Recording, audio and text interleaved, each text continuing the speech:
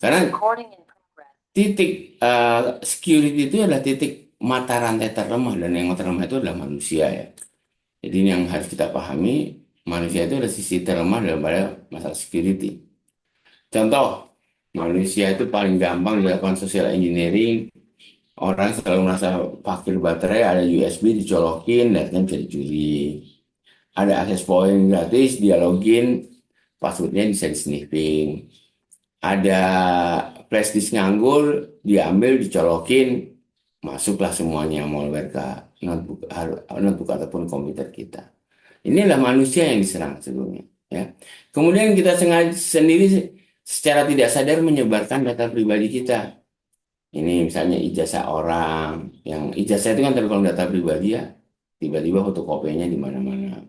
Hasil lab, bahkan kita sendiri sengaja pamer data pribadi kita, akte nikah, KTP. Nah, kita di Indonesia kesadaran terhadap melindungi data pribadi itu masih rendah, sehingga kita merasa tidak salah melakukan hal tersebut ya.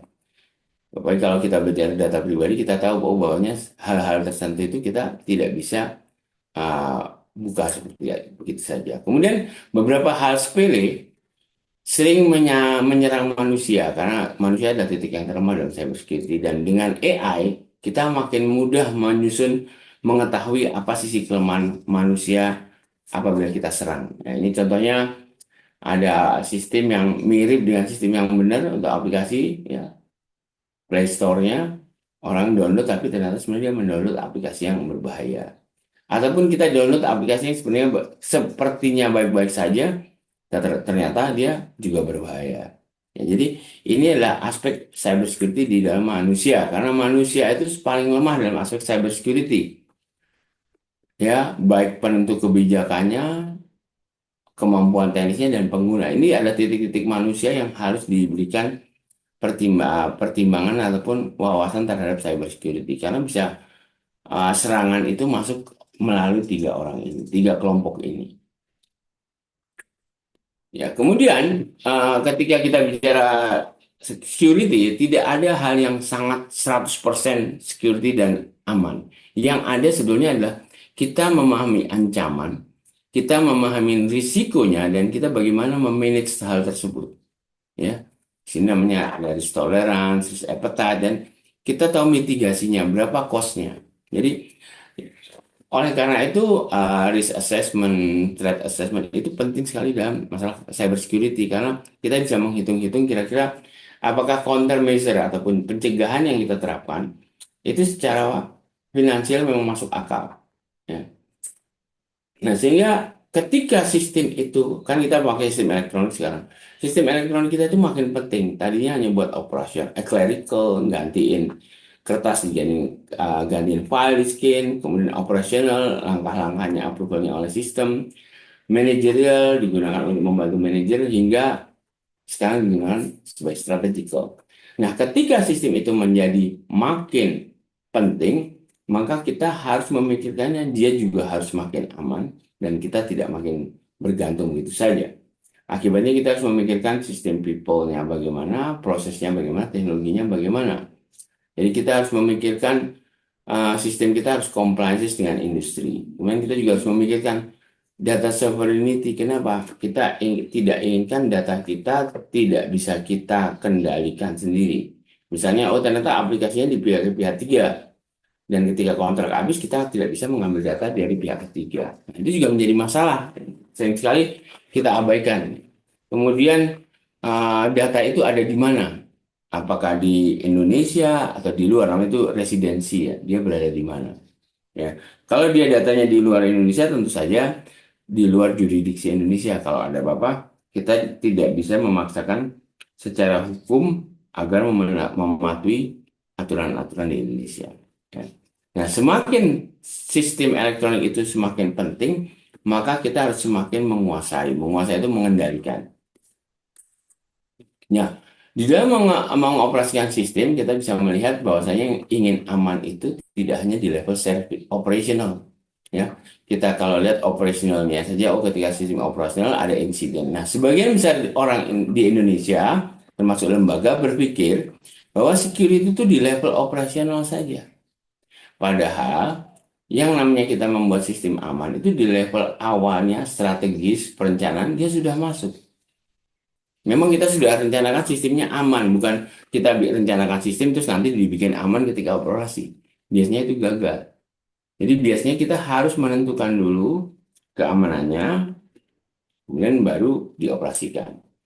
Sehingga ketika kita mengembangkan sistem, kita dalam software development life cycle, kalau kita sudah merencanakan, oh sistem kita harus aman, maka kita developnya tidak pakai metode-metode yang sulit menjaga keamanannya. Maka kita pakai secure development life cycle, ya, beda dengan uh, waterfall biasa ataupun scrum biasa.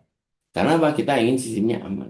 Nah, jadi ketika kita ingin aman, maka dari level pengembangan, perencanaan juga harus sudah dipertimbangkan sepertinya. Jadi orang bilang setelah operasional baru mikir amannya gimana, padahal itu harusnya dari level sebelum operasional. Ya. Nah, ini yang banyak kesalahan terjadi di Indonesia. Sehingga kita tidak punya tata kelola dan tata laksana. Tata kelola itu struktur kepengawasan, lebih domennya siapa yang mengawasi siapa. Tata laksana itu bagaimana kita melaksanakan hal tersebut.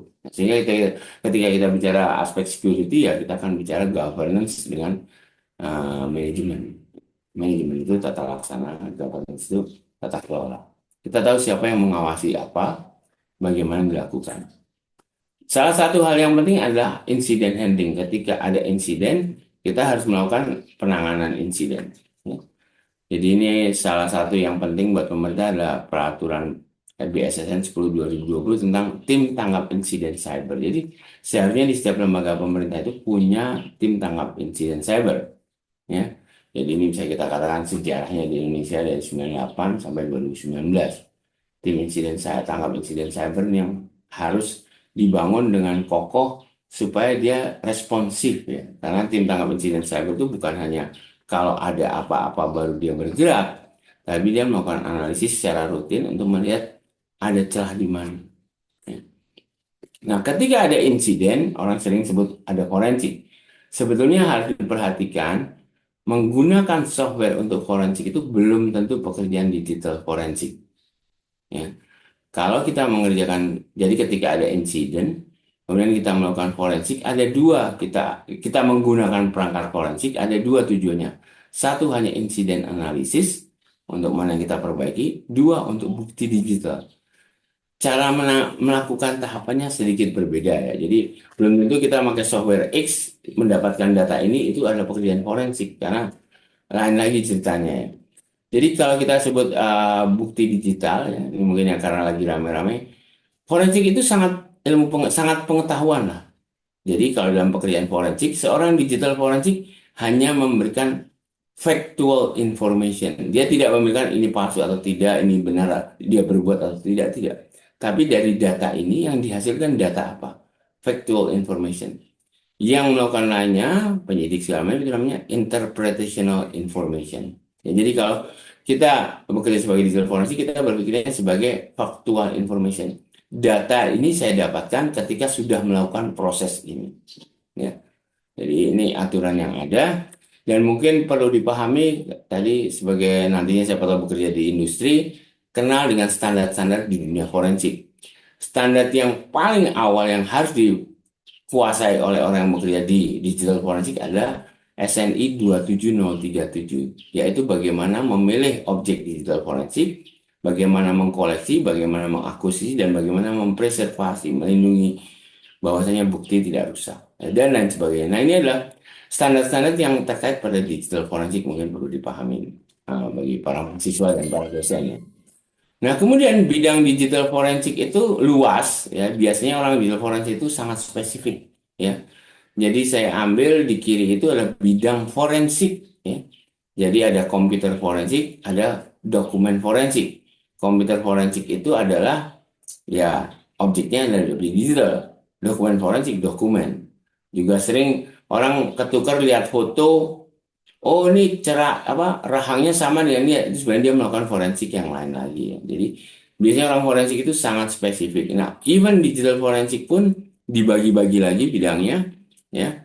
Kalau kita lihat yang paling detail itu adalah Cina. Cina sangat spesifik membagi orang digital forensiknya. Karena apa? Karena orang kalau mahasiswa nanti belajar forensik itu kita harus tahu dengan detail. Kalau kita tahu dengan detail kan nggak bisa banyak-banyak ya. Akhirnya kita sangat spesifik ya. Nah, jadi kalau di Eropa, ini saya ambil di Belanda itu dia akan bagi menjadi digital forensik itu jadi komputer forensik, software forensik, database forensik, multimedia forensik, device forensik, network forensik. Ya. Nah, ketika kita menggunakan software untuk forensik ada beberapa kriteria. Ada yang pertama, software yang kita gunakan harus clear, komprehensif, dan akurasi deterministik. Artinya kalau sekarang mendapatkan hasil A, berikutnya juga A. Kemudian bisa diuji dengan program lain. Nah, software yang bisa kita pakai itu harus memenuhi kriteria Daubert namanya. Apakah software itu sudah dilakukan testing? Apakah ada error rate? Apakah sudah dipublikasi melalui peer review jurnal? Dan apakah diterima oleh komunitas forensik? Ini adalah prasyarat di dalam bidang digital forensik. Karena cyber security itu akan sangat membantu ketika kita memiliki tugas-tugas di bidang forensik. Hal yang lain dalam cyber security adalah sekarang itu menjadi konflik modern. Ya, cyber security menjadi konflik modern. Ukraina, Rusia, perang di internet, perang di dunia nyata melalui peralatan cyber mereka. Penguasaan teknologi adalah salah satu bentuk yang ada sekarang. Yang kita lihatlah bagaimana China dan Amerika kadang-kadang rebutan kekuasaan dalam teknologi. Sehingga ketika kita bicara cyber security, para mahasiswa dan para dosen mungkin kita juga harus memikirkan konsep kedaulatan digital. Kedaulatan digital itu sering kita abaikan karena gampangnya saja. Akan terasa nantinya. Jadi kita harus memikirkan yang namanya uh, data sovereignty dan teknologi sovereignty-nya. Data sovereignty itu kita tahu data itu ada di mana, siapa yang menguasai, siapa yang mengelola. Jadi sovereign itu prinsipnya kan kendali ada di kita sendiri. Nah, cyber security itu sebenarnya sangat sangat erat walaupun orang Indonesia jarang mempertimbangkan yaitu dengan digital sovereignty dengan data sovereignty. Nah, kemudian saya akan bicara tentang AI. AI itu apa? Mungkin sudah banyak dijelaskan. AI itu adalah kita ingin membuat suatu software yang dia bisa mensimulasikan kemampuan manusia, di antaranya berpikir secara rationally dan humanly. Tentu saja AI bukan hal yang baru, walaupun sekarang lagi rame, sebetulnya sejarahnya sudah lama sekali dari tahun 43, perseptron dibuat, sampai sekarang. Kenapa sekarang AI menjadi rame? Ya satunya karena hardware-nya lebih kuat. Sehingga algoritma-algoritma yang dulu hanya sebagai teoritis bisa diterapkan dan terlihat hasilnya. Ya. Jadi salah satu yang membuat AI berkembang cepat itu adalah hardware yang ada makin murah dan makin cepat. Ya. Karena seperti deep learning itu secara konseptual 80-an sudah ada namanya Cognitron, tapi hardware-nya tidak memadai. Baru sekarang dia menjadi cepat karena hardware-nya memadai. AI ada beberapa hal yang dulu sekali ada namanya problem solving based AI. Oh, menentukan perencanaan, menentukan jalur itu pertama. Kedua, discriminative and predictive AI. Dikasih gambar monyet, dia tahu monyet. Membedakan objek. Yang ketiga, yaitu generative AI. Generative AI itu sistem akan mempelajari dari bentuk data-data dan dia akan bisa menghasilkan rentetan data berdasarkan pola tersebut. ChatGPT dan lain-lainnya. Dan sekarang ada juga namanya HAI. HAI itu AI yang jalan di dalam device-device kecil, entah robot, entah face recognition. Kita isikan kemampuan AI pada device-device tersebut. Saya berikan hal yang beda. Nah, intinya banyak AI menggunakan machine learning, tapi tidak semuanya machine learning. Machine learning itu adalah salah satu bentuk AI, tapi ada bentuk AI yang lain. Pada dasarnya machine learning itu kita punya data, diberikan kepada AI, AI-nya akan mempelajari pola data itu. Itu yang disebut dengan model. Model itu adalah deskripsi dari data tersebut dalam bentuk matematik. Jadi yang membedakan intelijen atau tidak adalah kalau yang namanya intelijen dia bisa menjawab apapun walaupun tidak persis sama hafalannya. Ya. Kalau dia non intelijen dia hanya menjawab yang ada direkam dengan dia. Sehingga itu yang disebut sistem intelijen itu akan melakukan pencarian jawaban secara heuristik seperti manusia. Ya, oh kalau orang itu dia nyarinya ini dulu itu dulu deh, nggak selalu ke kiri aja.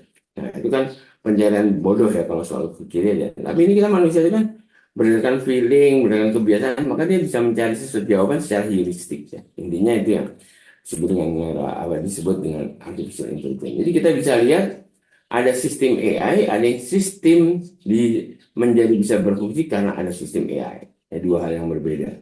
Ya, jadi kita lihat nih pemanfaatannya AI sangat banyak ya dari uh, object detection, catur, menjadi smart agriculture, termasuk juga identifikasi sakit, ya. Sangat banyak saya digunakan karena pada dasarnya data-data yang ada itulah yang kita proses. Dan ketika kita jumlahnya banyak, maka manusianya terbatas mengolah data. Disitulah ke, istilahnya nilai tambah daripada si AI tersebut. AI yang digunakan sendiri ada tidak hanya semuanya neural network seperti halnya deep learning, tapi ada beberapa approach. Approach pertama namanya approach symbolic logic. Jadi setiap objek kita jadikan simbolik, kita proses lah. Ya. Misalnya pernyataan kalau kita dulu belajar logika, setiap lelaki adalah penipu, Pak Madi adalah lelaki, maka Pak Madi adalah penipu. Itulah pendekatan simbolik. Kedua, pendekatan numeris. Setiap objek kita jadikan angka. Ya, seperti yang kita suara kan kita jadikan angka ya.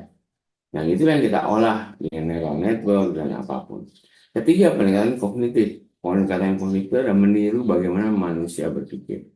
Ya, dijadikan algoritma.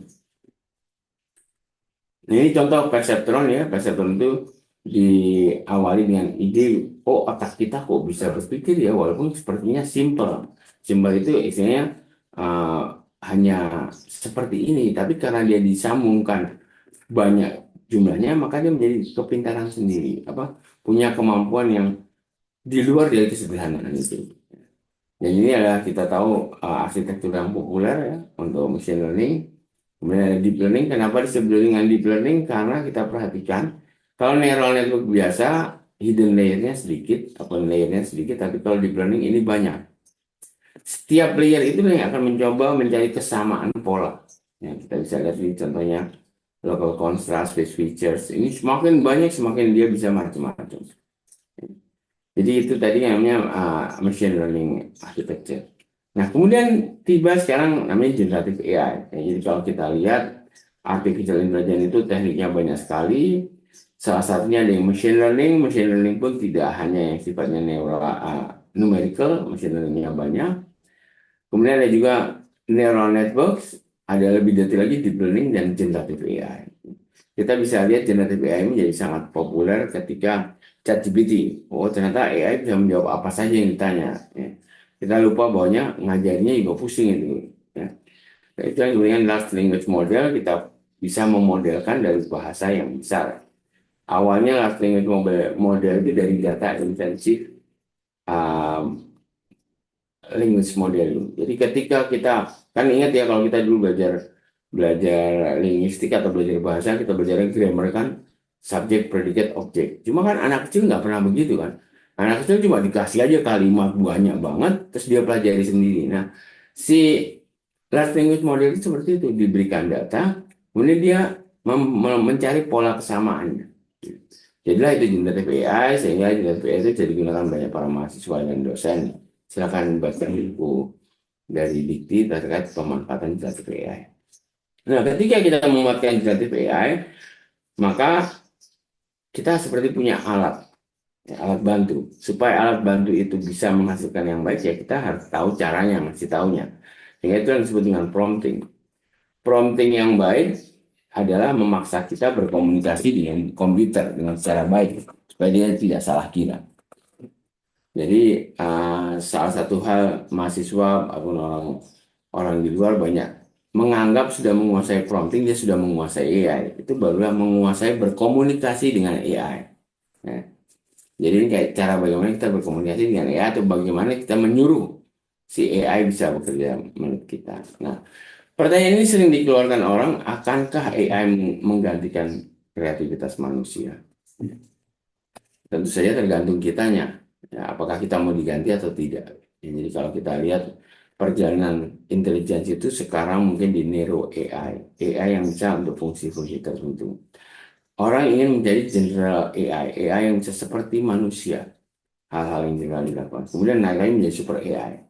Tapi tentu saja kalau kita lihat gambar sini, kita saja masih di Nero AI, di titik seperti ini, ke general AI-nya masih banyak lah, misteri yang belum kita tahu. Karena kita hanya bisa mensimulasikan atau meniru intelijen manusia setelah kita tahu intelijen itu seperti apa kerjanya. Nah, sekarang bagaimana cyber security pada solusi AI? Pertama kita berpikir dulu, solusi AI bedanya dengan solusi non AI, Pak. Kita bikin software database dengan kita bikin software sentiment analysis. Bedanya gimana? Bedanya kalau kita software sistem biasa, modal kita adalah data dan algoritma. Sedangkan kalau di sini kita modalnya data, maka si algoritma itu akan membentuk fungsinya. Ya, jadi kalau secara matematis di conventional program saya punya data, secara simbolis kita punya aturan atau algoritma. Kalau di sini kita punya data, kita berikan kepada algoritma learning, maka dia akan menjadi fungsi yang kita harapkan. Ya. Akibatnya, data adalah hal yang paling penting pada sistem AI. Bagaimana kita mempertahankan data, bagaimana data kita tidak dikotori, maka disitulah yang namanya cyber security untuk AI. Ya, jadi kalau Anda membuat solusi AI, maka data itulah yang harus selalu dilindungi, dipastikan tidak ada kebocoran data. Ya. Karena kalau ketika kita punya banyak data besar, namanya database, kita harus membangun data engineering platform yang nanti akan di training menjadi data science. Ya. Kita cari insight-nya menjadi data analis. Nah, jadi bagaimana melindungi data? Ya, data itu sangat penting pada pertahanan cyber. Ya. Menurut peraturan menteri tahun sekian, bagaimana data itu sangat penting. Sehingga kita lihat kadang-kadang kita inginnya national independence. Kita tidak ingin di negara lain. Ya, servernya inginnya di kita. Nah, jadi ini adalah beberapa hal yang menjadi pertimbangan bahwasanya ketika kita bicara AI, kita pertanyaan kita, pengelolaan data kita bagaimana? Aman nggak? Karena semuanya itu tergantung pada data tersebut. Ya. Ini contoh adalah platform AI. Ya. Kita bisa lihat di sini. Initial dataset yang kita pakai training itu adalah hal yang penting. Kalau datasetnya bisa kita ganti, selesai sudah training. Nah, kemudian ketika dia jadi pre-trained model, kita masukkan ke dalam sistem. Kita juga harus jaga. Kenapa? Kalau pre-trained modelnya diganti, ya AI-nya jalannya tidak seperti yang diharapkan. Jadi kalau kita lihat ini, perlindungan data, baik data in transit maupun data in residence, data in transit itu data dipindahkan, ataupun data itu menjadi hal yang penting di dalam membangun solusi AI. Misalnya, saya ingin memberikan pada pihak ketiga melalui Google Public, tapi saya nggak mau ada orang lain tahu. Ya, bagaimana caranya? Kita encrypted on the fly, whatever. Nah, artinya kita bisa lihat di sini, kalau kita bicara aspek cyber security pada solusi AI, maka sebenarnya kita akan banyak berbicara terhadap data manajemennya. Karena urusannya itu semua dengan data dipindahkan, data boleh tidak atau dia boleh atau tidak berakses gitu, segala semua. Nah, jadi kita lihat nih data flow pada solusi AI ya. Yang pertama, data dari berbagai macam sumber, kita masukkan data preparation, nanti ada metadata repository biasanya. Dan sampai di sinilah pemanfaatan AI-nya, semantic analysis, network algorithm, dan lain sebagainya. Nah, kita itu sering lupa ingin membuat yang di kanannya, di kirinya tidak dibuat rapi. Ya, jadi intinya kita mempertimbangkan aspek cyber security pada AI itu sebenarnya kita mempertimbangkan aspek cyber security pada data, termasuk data storage-nya, data transfernya itu kita pertimbangkan aspek security-nya, karena dia akan mengalir datanya. Ini contoh kalau kita memakai large language model (LLM), kita akan kirimkan pertanyaan, akan dibagi-bagi, di-chunking, kemudian dia masih jawaban. Secanggih-canggihnya kita menjaga atas, kalau pre-trainnya nggak kita jaga, ya percuma. Nggak percuma, jadi jawabannya bisa salah. Even kalau kita bangun simple RAG, maka data ini menjadi hal yang penting. Apalagi nih ada datanya yang sifatnya cang baru masuk ke data utama, nah itu harus agak hati-hati ya. Jadi kalau kita lihat generatif AI, ya, kita lihat bahwasanya generatif AI itu membaca dari data-data yang ada di publik maupun terbatas, dan itulah yang dia gunakan untuk membuat jawaban. Artinya melindungi si LLM, pre-trained model dari LLM itu adalah hal yang penting di dalam aspek cyber security solusi AI. Dan saya lihat nih yang gambar biru ini yang penting. Kalau jurinya salah, kita tanya di mana ibu kota Jakarta, di mana ibu kota Indonesia, dia jawabnya Bali, gitu, bukan Jakarta. Gitu. Nah, misalnya ada orang yang mengubah data setnya. Nah, ini yang harus selalu menjadi pertimbangan sehingga orang membuat LLM tadi kan di cloud server. Sekarang banyak yang mungkin yang membuat saya maunya LLM saya on premise itu di data centernya dia. Kenapa? Karena ingin mengendalikan secara lebih baik. Akhirnya, oke, kalau saya bikin sistem AI, kan dia pasti akan ada seperti ini. Sekarang bagaimana data manajemennya untuk on-premise proprietary data? Data apa sih yang kita tulis di metadata? Dan siapa yang bertanggung jawab? Dan kalau kita lihat, kembali lagi LLM on-premise membutuhkan eh, keamanan data yang baik. Jadi ini tadi kita harus melihat komponen-komponen ini yang harus kita lihat mana yang aman. Termasuk kalau kita memakai IoT. IoT, analytical IoT, IoT datanya masuk semua ke server kemudian dia melakukan sesuatu. Nah ini kalau datanya tidak dilindungi ya dia masuknya bisa salah. Jadi data engineering itu penting ya setelah database. Nah, jadi juga yang membuat solusi AI juga tahu, oh saya itu hanya dapat data dari data mart.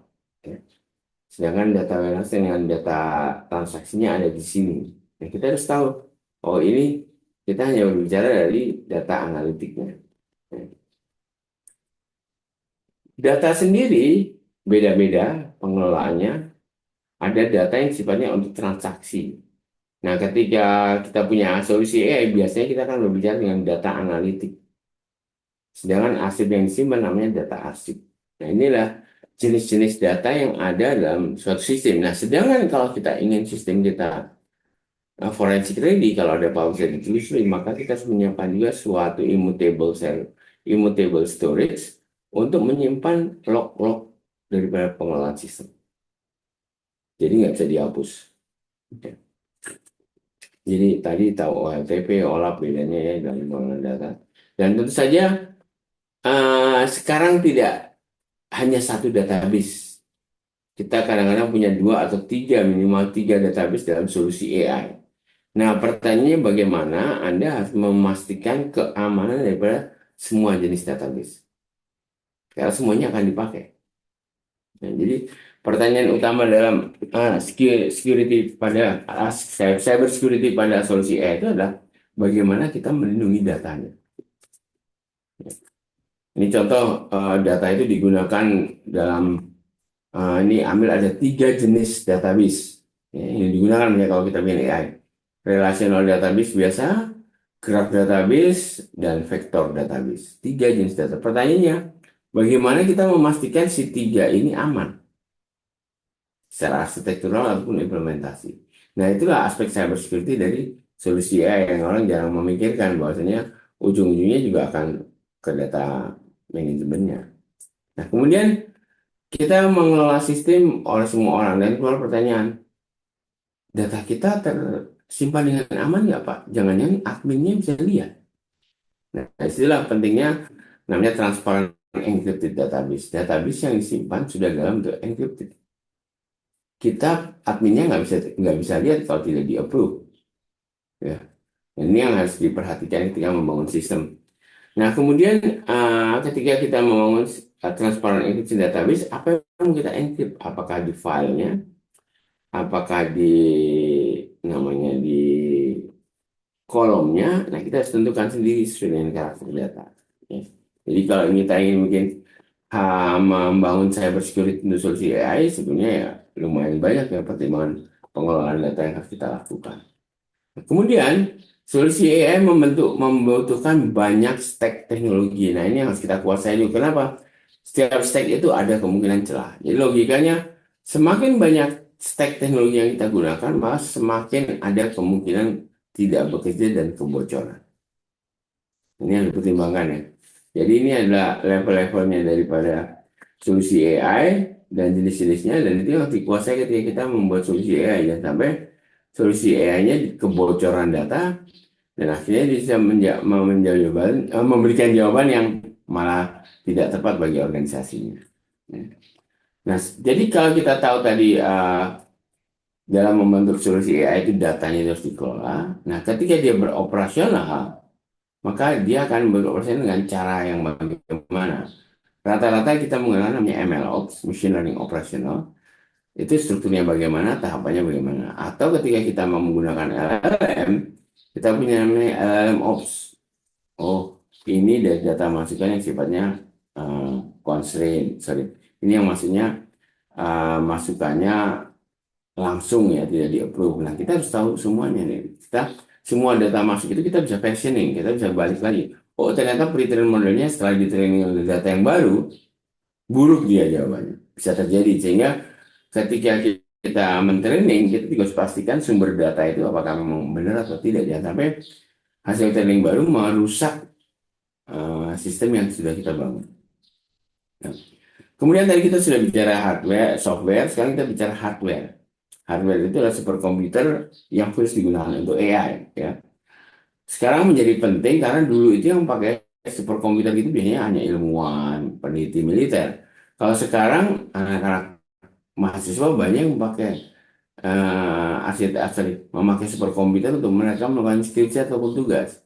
Dan saya bagi kampus ini PR mendatang juga apakah mahasiswanya harus selalu beli apa namanya eh, Google Colab di Google atau dia pakai fasilitas kampus kepala. Ya.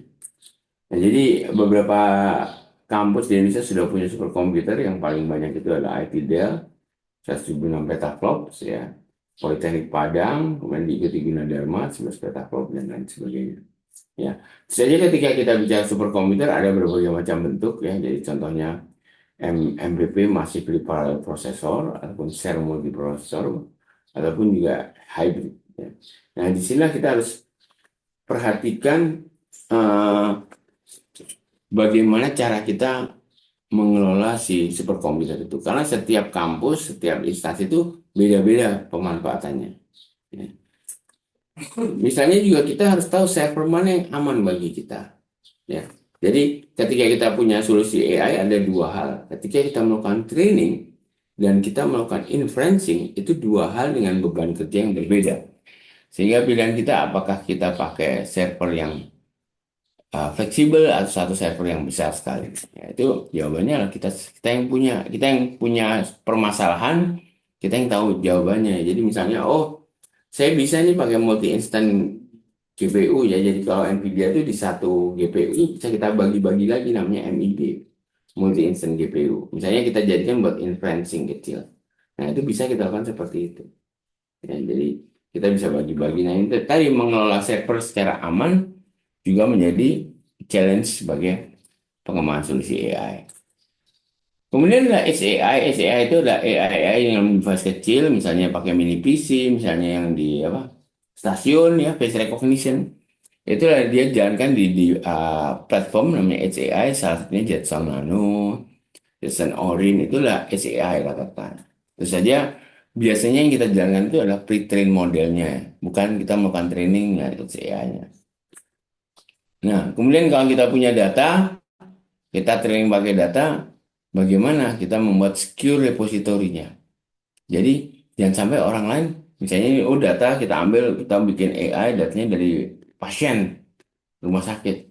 Nah, gimana kita memastikan ketika kita mendapatkan pasien itu disimpan secara terenkripsi penuh dan bagus. Nah, ini yang menjadi kendala. Ketika kita membangun solusi AI, ya sebenarnya kita juga harus membangun solusi yang amannya untuk datanya. Jadi, enkripsinya dipakai ketika dia dipindahkan atau ketika dia diam. Nah, kemudian kita tadi sudah bicara apa-apa saja yang harus dipertimbangkan ketika membuat AI. Ya. Pada dasarnya seperti kita membuat sistem, apa saja yang harus kita amankan, data, dan storage. Salah satunya. Nah, sekarang kita bisa lihat bahwasanya AI itu bisa menimbulkan risiko negatif pada kacamata cyber security, bisa juga positif. Ya, ini contohnya, tinggal kita itu akan memanfaatkan secara positif, etis, atau kita memanfaatkan secara negatif. Ya, pilihannya adalah di kita. Jadi kalau kita lihat ini, uh, machine learning yang digunakan ataupun AI yang digunakan di di dalam cybersecurity dia akan memfasilitasi collection, storage data, analysis, and recommendation. Selalu seperti itu. Dan ada beberapa hal ya ketika kita bicara forensik sosial media, maka kita harus mencari yang namanya social interconnection and social interaction. Sehingga kita bisa lakukan beberapa hal ya dengan menggunakan AI, cyber security, kita bisa membuat deteksi lebih cepat, behavior analysis, dan lain sebagainya. Nah, sehingga ketika kita membangun solusi berdasarkan AI, kita harus sudah mulai bergerak. Ini kadang-kadang saya nggak ngerti di developer Indonesia itu paling jarang menerapkan pola perekayasaan di dalam membangun software.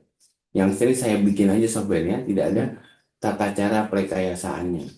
Tahapannya apa, metodenya apa. Nah, ini menunjukkan bahwa memang di Indonesia membangun software itu belum cukup rapi ya. Ini saya ambilkan, kenapa sih harus bangun software harus ada metodenya dan harus seperti ini dong. Ini saya berikan contoh gambar di bawah ya. Yang di kiri adalah bangunan yang dikembangkan dengan pendekatan engineering rapi, ada gambar. Yang di kanan bangunan yang dikembangkan ya pokoknya jadi aja, tiba-tiba ambruk ya. Nah, ini yang membedakan. Nah, ketika kita belajar software engineering segala macam, ini kan para mahasiswa, kita harus lihat standar-standar yang terkait apa. Jangan sampai lulusan S1, kan rata-rata S1 itu targetnya kerja di industri, tidak paham standar-standar industri. Oh, kalau saya mengukur sesuatu itu pakai standar yang apa? Saya menguji itu pakai standar apa? Minimal tahu lah. Ini saya koleksikan standar-standar yang terkait untuk S1. Nah, kemudian ketika kita membangun sistem AI, kita sebetulnya membangun dua hal, membangun model dan membangun perangkat lunak yang akan menjadikan deployment solution.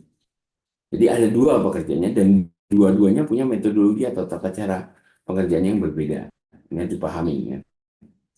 Jadi project manajemennya, oh ini kita mengembangkan model tahapannya seperti ini, kita menggunakan software, ya kita pakai software lifecycle. Nah, keamanan cyber itu adalah hal yang sifatnya proses, bukan produk. Proses itu artinya dia selalu berjalan terus, dimonitor terus, dan dipatching. Nah, di sini nilai tambah AI adalah dia tidak lelah. Sehingga pekerjaan yang rutin seperti monitoring, segala macam, itu bisa dilakukan oleh AI. Nah, jadi kalau kita bicara keamanan cyber, ada 3 approach ya. Yang pertama ofensif, forensik, ofensif, defensif, dan forensik. Ofensif itu gimana kita menyerangnya, ya mahasiswa itu senang sekali belajar hal ini. Defensif gimana kita memperkuat server kita supaya nggak jebol. Kemudian forensik kalau ada apa-apa gimana kita menelaahnya. Nah biasanya di Indonesia yang paling semangat apalagi mahasiswa adalah ofensif. Oh gimana sih nge-cracknya, gimana sih nyerangnya DDoS orang supaya nggak bisa bangun. Ofensif. Defensif biasanya ketika mereka mulai serius kerja di perusahaan bikin sistemnya supaya lebih aman. Pendekatan defensif. Nanti lagi kalau udah makin lama lagi, maka kita melakukan forensik karena sistem beroperasi dan ada kejadian. Nah, forensiknya 3 siklus ini yang sebagai tiga-tiganya bisa dibantu oleh AI. Nah, tadi kita lihat bahwa data science itu punya metodologi. Ini contohnya metodologi yang sering digunakan di dalam pengembangan AI. Ya, jadi ada beberapa metodologi sama halnya seperti kita punya Scrum, kita punya Crystal Clear, kita punya Agile, kita punya Lifecycle yang lainnya. Di dalam mengembangkan model atau mengembangkan AI, kita juga ada beberapa metode. Tapi yang paling populer itu adalah namanya CRISP-DM. Karena dia Cross Industry Standard Process for Data Mining, IBM dan lainnya. Menganut hal itu. Artinya apa? Ketika kita membangun AI, kita punya alur kerja yang relatif lebih baik. Ya.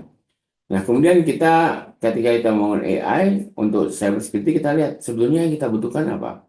Pada dasarnya AI, karena basisnya data science, dia akan melakukan regresi atau estimasi. Apakah itu yang akan kita lakukan menggunakan AI untuk cybersecurity? Kedua, klasifikasi. Nah, ini mungkin banyak nih, ini attack atau bukan. Clustering juga kita bisa lihat kelompokan lebih dalam lagi. Misalnya, oh ini terjadi karena apa? Kemudian asosiasi, suatu hal yang diagnosis ya, ini terjadi karena yang lainnya terjadi. Kemudian ada anomaly detection, dan data yang masuk kita bisa memprediksi ini ada attack atau tidak. Kemudian sequence mining, urutan-urutan. Dan terakhirnya adalah rekomendasi. Bisa tidak kita dengan AI kita memberikan rekomendasi, oh Pak, ini seperti celahnya adalah di port ini tidak digunakan untuk ini, maka sebaiknya Anda tutup.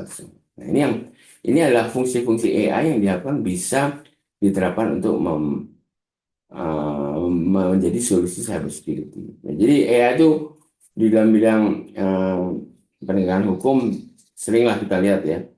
Ini kan ini kan namanya image enhancement, dari image yang blur menjadi kelihatan. Dan kemudian salah satu kemampuan AI yang juga sangat banyak digunakan adalah data fusion. Kita punya sumber data banyak, kita ramu jadi satu untuk mengambil kesimpulan. Data kuantitatif, data kualitatif, data IoT, data peta dijadikan satu, itu namanya data fusion. Kita gabungkan sehingga kita mendapatkan jawaban. Nah, salah satu hal yang juga dibutuhkan orang banyak adalah kita bisa mendeteksi anomali transaksi keuangan dari datanya. Jadi intinya dia behavior analysis. Oh, ini ada behavior transaksi yang di luar dari normal. Kayaknya ini deh. Ini mahasiswa bimbingan S3 saya. Kemudian salah satu yang banyak dipakai adalah NLP, Natural Language Processing. Ya. Topik kita bisa lihat, oh ada orang posting ini, maksudnya poin-poinnya apa dan apakah dia memang ujaran kebencian atau tidak. Nah, itu kita bisa menggunakan NLP untuk melakukan analisis. Tapi yang harus diperhatikan ketika kita memakai tools AI untuk melakukan pekerjaan forensik, maka kriteria Daubert itu harus dipenuhi supaya orang tidak ragu. Ya, jadi yang lainnya saya tadi ada text mining, kita mencari dari laporan, kita mencari dari log file, ya kan. Kan ada orang log file, nah kita bisa analisis uh, itu serangan atau bukan. Nah, ini contohnya ketika kita punya kemampuan data fusion, maka si AI-nya bisa menjadi sistem untuk menganalisis data yang beragam. Misalnya ini adalah crisis management, kita bisa lihat, oh ada masalah ini sama dengan di media sosial seperti apa, berita online seperti apa, kita bisa kaitkan menjadi satu. Ya. Jadi sehingga dia bisa memberikan kemampuan deskriptif, menyajikan apa adanya, diagnostik, mencari tahu kenapa itu terjadi, dan prediktif. Kira-kira nanti seminggu kemudian, 2 minggu kemudian bagaimana? Preskriptif, bagaimana yang disarankan sehingga kita bisa menjadikan hal itu terjadi. Ya. Jadi ini yang bisa dilakukan oleh AI untuk membantu penerapan, untuk membantu aspek cybersecurity. Nah, jadi ini contohnya kita gunakan kemampuan AI untuk menjadi monitoring monitoring daripada traffic yang masuk. Jadi kita bisa lihat, oh ini trafficnya berbahaya atau tidak. Ya. Jadi ini apa namanya? Yang diterapkan AI diterapkan untuk cybersecurity pertama. Nah, ini contohnya kita bisa membangun malware detection dari networknya ataupun yang lain-lainnya. Misalnya ada library yang namanya Morpheus ya. Morpheus ini memang didesain oleh NVIDIA untuk kebutuhan analisis entah malware masuk ataupun hanya log dari beban ya. Itu dia akan dilakukan inferencing dan analisis secara cepat. Ya. Jadi ini adalah salah satu perangkat yang ada di market. Kemudian kita bisa juga gunakan AI untuk melakukan penelusuran media sosial. Itu yang dilakukan. Kita bisa melakukan timeline-nya, location visualization, event tracking-nya, dan lain sebagainya. Ya. Jadi kita dengan AI kita bisa telusuri media sosial, kita tahu siapa yang bertanya, siapa yang menjawab, kapan, di mana, dan lainnya. Ya. Jadi ini adalah fungsi daripada AI untuk pekerjaan forensik media sosial. Ya. Kemudian tentu saja dengan AI kita bisa mengolah, terutama kalau kita punya server gede, kita bisa melihat jejak digital, ya, jejak digital log ini kita bisa cross correlation kan, kita bisa lihat sebetulnya apa yang terjadi. Kita bisa istilahnya merekonstruksi langkah-langkah yang dilakukan. Jadi kita bisa lihat sebetulnya kita ini dikelilingi oleh sistem pengumpul data. Ya. Cowok cewek ini belanja di suatu kafe, dipikir sepi, ternyata banyak sekali. Dia bayar dicatat di pos. Ada smartphone bagi pakai dia, dan lain sebagainya. Ya, jadi ini ada satu fungsi dari AI yang bisa menelusuri, kan tadi punya fungsi data fusion ya, berbagai macam data. Ya. Nah, kemudian saja tadi AI digunakan untuk forensik dan audit, forensik audit memakai AI. Ya. Contoh-contohnya, jadi sekarang apa orang mencoba melakukan pekerjaan forensik audit dibantu oleh AI.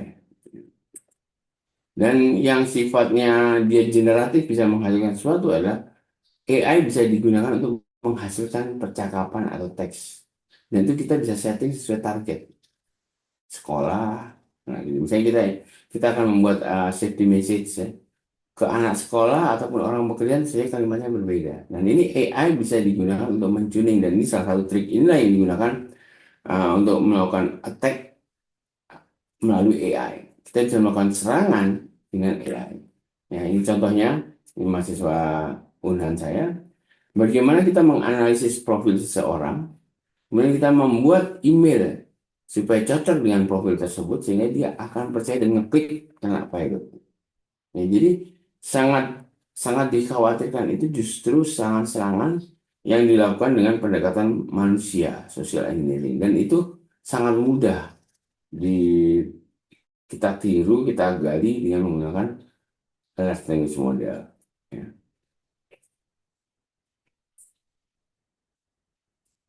Jadi ini contohnya, di samping kita melindungi, orang juga bisa menggunakan semacam ChatGPT atau apapun untuk mengarang attack yang akan dilakukan. Ya. Nah, kemudian pertanyaannya, apa yang harus kita lakukan berikutnya bagi mahasiswa dan para dosen?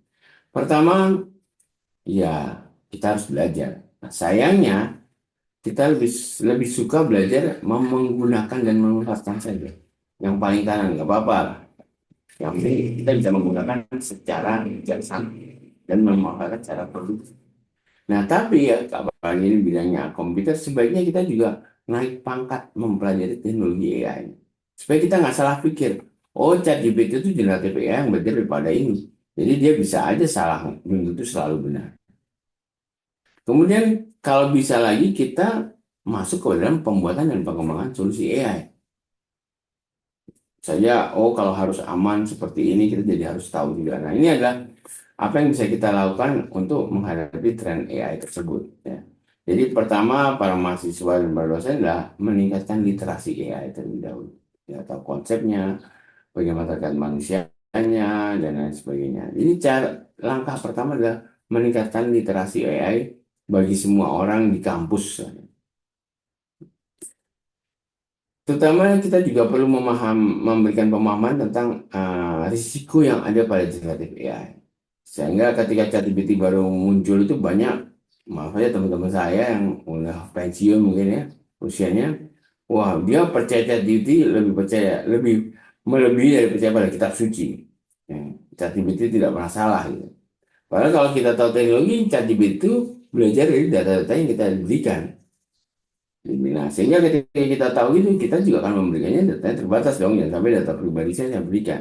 Nah, ini yang perlu dipahami dalam tahapan literasi itu adalah risiko dari AI itu dipahami oleh para mahasiswa dan guru. Ya.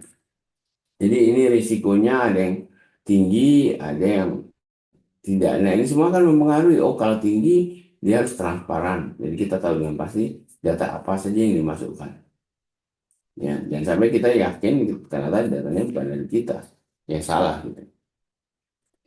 Jadi etika AI itu sangat penting bagi para mahasiswa dan dosen ya, menerapkannya. Dan tentu saja kita harus memperhatikan ketika menggunakan Gen AI, kekayaan intelektual, jangan sampai kita langgar. Perlindungan data pribadi jangan kita share ke dalam ChatGPT ataupun yang lainnya data pribadi kita. Dan lain-lain. Ya, ini adalah namanya kita tadi, yang akan kita lakukan adalah supaya kita paham AI dan memanfaatkan sebesar-besarnya. Ya pertama kita harus paham secara bertanggung jawab. Salah satunya adalah kita mempertimbangkan etik AI. Nah, kemudian kedua, kalau kita lihat bagaimana AI itu dikembangkan, maka akan ada orang yang bertugas sebagai AI atau machine learning engineer. Ada data scientist, ada data engineer, ada data analis, beda ya. Kemudian ada satu lagi, project manager. Project manager itu ya orang yang menghandle project. Dan ini nomor 06, domain expert. Orang yang memahami di bidang tersebut, dan dia akan memberikan masukan sesuai dengan bidang tersebut. Dan baru IT people. Nah, sehingga domain expert itu diharapkan dia juga mengerti masalahnya, dia mengerti sedikit tentang AI-nya. Sehingga ketika dia akan memberikan data kepada AI, maka datanya make sense bagi AI. Ya. Nah, akibatnya 06 ini sebenarnya kan kayak kita sekarang belajar komputer dipelajari oleh semua orang. Sehingga kalau kita lihat terhadap cyber security selalu pertanyaannya, oh mungkin angkatan cyber segala macam. Pertanyaannya saya selalu ungkapkan jumlah orangnya tidak memadai. Sehingga istilah kampus bisa berkontribusi dengan cara menghasilkan lulusan yang memang menguasai bidang AI dan cyber security. Ya. Ini contohnya saya petakan betapa masih kosongnya kita ya. Dalam bidang cyber security diharapkan 7.000 orang, yang ada cuma 1.600. Sangat jauh ya masalah keamanan cyber kita.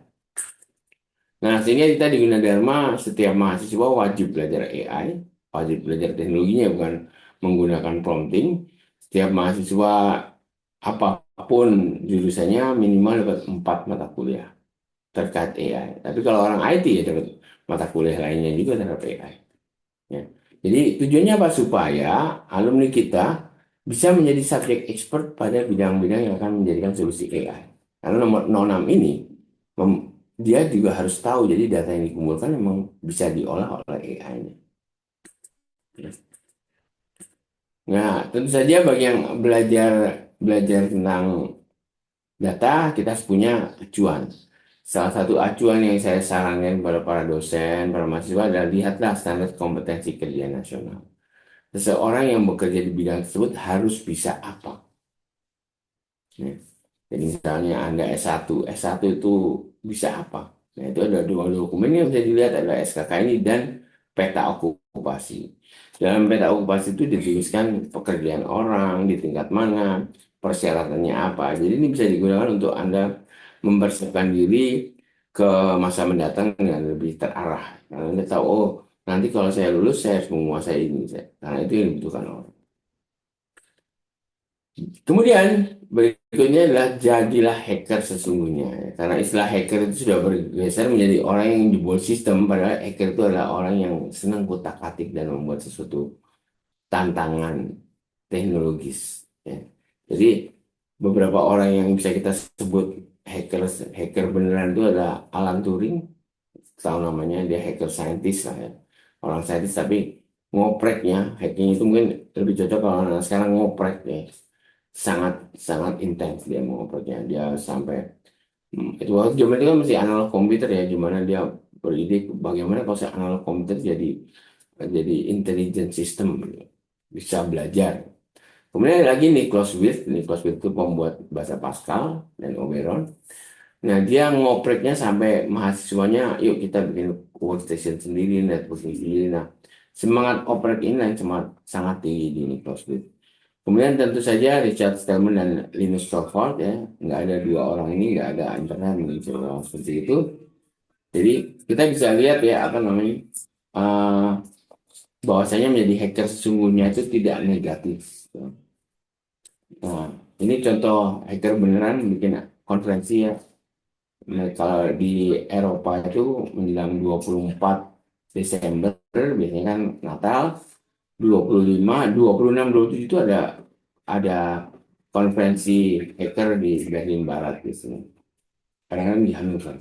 Nah, mereka akan sharing teknologi, sharing apa celah security. Tapi memang mereka ini adalah orang yang penasaran terhadap aspek teknologinya, bukan orang yang mengambil manfaat secara finansial karena bisa ngehack segala macamnya.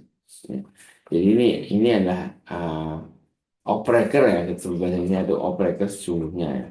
Jadi contohnya dia bisa mengatasi sistem biometrik dengan menduplikasi sidik jari dari seorang politisi. Bayangkan kalau di Indonesia sidik jari dari seorang pejabat dia tiru. Tujuannya apa? Hanya ingin membuktikan bahwa sistem dengan sidik jari itu bisa jebol. Nah, kemudian tentu saja kalau sekarang AI itu dipakai juga buat penelitian, kita semua para mahasiswa juga harus kita melakukan penelitian tidak biasa-biasa seperti dahulu, tapi manfaatkanlah AI, misalnya sebagai co-scientist, teman ngobrol kita penelitian, teman diskusi. Ya. Jadi bukan mereka yang membuatkan penelitian kita, tapi justru kita gunakan untuk kita berdiskusi. Ya. Karena dengan AI itu banyak bidang baru yang tumbuh. Ya. misalnya eh, sintetik biology, ya ini contohnya sampai yang AlphaFold ini sampai dapat hadiah Nobel, ya.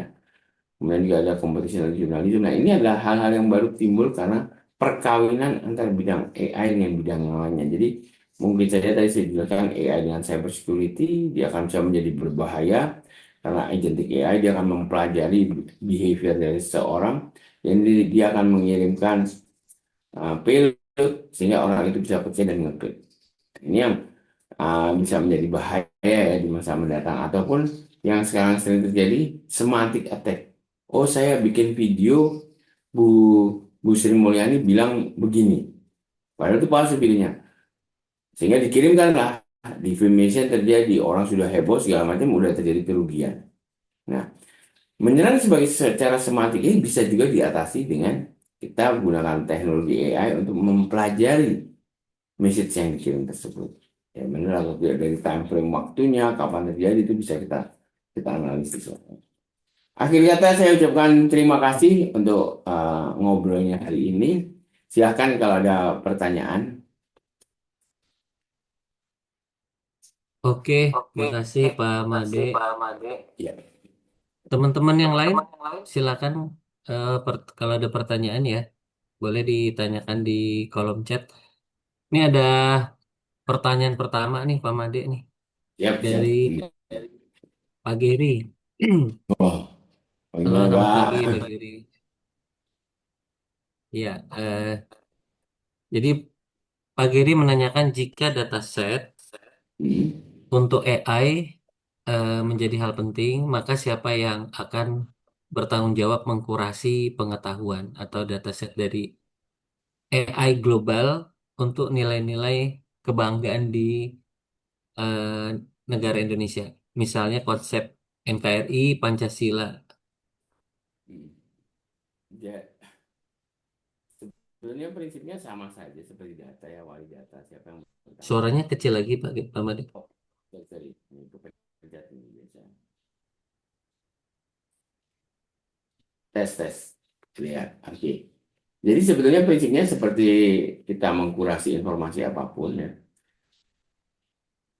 Kalau kita punya dataset, kan dataset itu bisa bagaimana kan tergantung annotatednya. Annotate-nya. Ketika kita punya subjek expert yang memang benar mengannotate, maka si AI itu bekerja seperti subjek expert itu. Jadi masalahnya itu bukan hanya kita mengumpulkan data, tapi tadi mengkurasi data, menganotasi, itu adalah PR-nya. Ya, jadi sering sekali orang hanya berpikir, oh AI itu kita bikin algoritma, cari data, datanya masuk. Tapi lupa aspek siapa yang mengkurasi, memilih-milih data yang memang bagus, kemudian menganotasi. Menganotasi itu memberikan informasi tambahan. Justru AI itu dia bisa bagaimana karena anotasinya seperti apa. Jadi contoh, oh saya dapat dokumen teks hukum, kan saya harus menganotasi ini pidana atau perdata terkait apa-apa. Nah, yang bisa menganotasi itu orang ada subjek expert di bidang tersebut. Sehingga kenapa tadi saya katakan semua orang di semua bidang sebaiknya mempelajari AI, teknologi AI-nya, bukan hanya memakai ChatGPT, karena dialah yang akan bekerja sebagai penganotasinya, subjek expertnya. Ya, jadi kalau siapa yang menganotasi nilai kebangsaan, ya orang yang memahami hal tersebut. Jadinya begitu. Nah, tapi di Indonesia permasalahannya orang yang memahami hal tersebut tidak memahami konsep yang terjadi pada saat kita melakukan anotasi ataupun ketika kita melakukan uh, pengumpulan data. Ya, sehingga sering sekali datanya terkumpulkan, terkoleksi, tapi tidak teranotasi dengan benar. Ya. Jadi ini yang harus apa, kita pahami, kenapa menurut saya semua orang harus belajar AI, belajar teknologinya supaya subjek expertnya itu makin banyak, makin paham. Kalau tidak, apa ya sekarang yang terjadi, ya udah orang yang ngerjain nanti anotasi siapa ya? Orang IT-nya. Orang IT-nya nggak ngerti ya masalah itu. Terus mau menganotasi gimana? Ini kan karena dua belah pihak nggak memahami bahwa dalam membuat solusi AI ada proses anotasi yang dilakukan oleh orang di subjek tersebut. Ya, jadi yang melakukan ya siapa yang melakukan ya orang yang memahami subjek itu. Jadi dari kenapa pentingnya setiap orang belajar AI adalah supaya si subjek itu tahu, oh saya harus menganotasi seperti ini loh. Kalau saya hanya menganotasi seperti ini, nggak pintar. Contohnya yang sering saya hadapi di lapangan, data yang dianotasi hanyalah data yang baik. Karena misalnya kalau kita penelitian kita hanya mengumpulkan data baik. Tetapi AI membutuhkan data yang buruk, tapi dianotasi sebagai data yang buruk. Karena dia akan membantu memilah-milah. Nah, Hmm. kalau si subjeknya mempelajari AI pada level tertentu, maka dia akan melakukan hal tersebut. Yang terjadi di lapangan, subjek expertnya tidak mengetahui hal tersebut, sehingga data kita yang masuk namanya imbalance. Hanya data yang bagus saja, tidak ada data yang buruk. Padahal namanya balance itu ya keduanya gitu.